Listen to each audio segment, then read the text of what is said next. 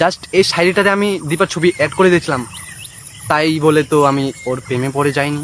তুই ওর প্রেমে পড়ে যাসনি না তুই ওর প্রেমে হাবুডুবু খাচ্ছিস সেটা তোর ব্যাপার। তুইও ভিডিও বানিয়ে বলেছিস একতরফা তোমারে কতটা ভালোবাসি। আর সুমিত্র দাও ভিডিও বানিয়ে বলেছে।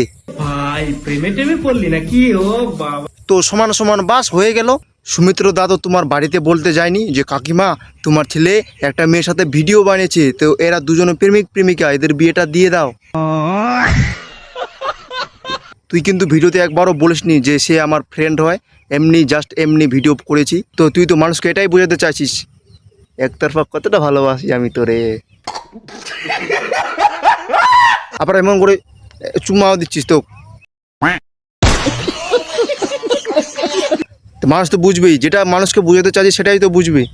আর সুমিত্র দাকে তুই কাকিমাদের তুলনা দিচ্ছিস। কারণ পাড়ার কাকিমারা এরকম করে মানে মানে দিমাগ লাগায়। কারণ কোনো মেয়ে বন্ধু আর ছেলে বন্ধু যদি কোথাও মানে টিউশনে বা কোথাও একসাথে যায় গল্প করতে করতে, তো ওরা ভেবে নেয় প্রেম করতেছে এরা। ঠিক তেমন তুইও বলতেছিস, বুঝলি, জাস্ট শাড়িটা নিয়ে। ও এবার বুঝলাম সুমিত্র দাকে এক কাকিমার তুলনা কেন দিচ্ছে।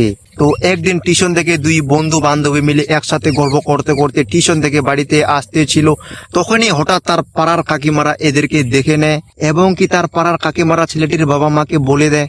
আর তার বাবা জানতে পেরে ছেলেটির পাছা লাল করে দেয়। এই কষ্ট সহ্য না করতে পেরে সুমিত্র দাকে কাকিমার তুলনা দেয়।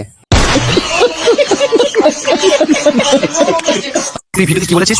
আমরা নাকি বলে কিরকম রিলসে কিরকম গানে কিরকম অ্যাক্টিং করতে হয় পারি না। না পারো না।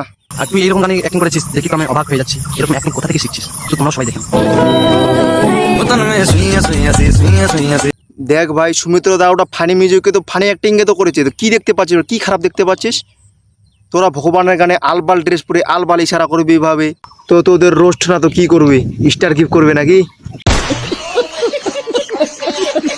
তো ভিডিওটি মজার জন্য ছিল, কেউ সিরিয়াস মাইন্ডে নেবেন না। আর এরকম রোস্টিং ভিডিও দেখতে গেলে আমাকে ফলো করো, লাইক করো, কমেন্ট করো। ধন্যবাদ।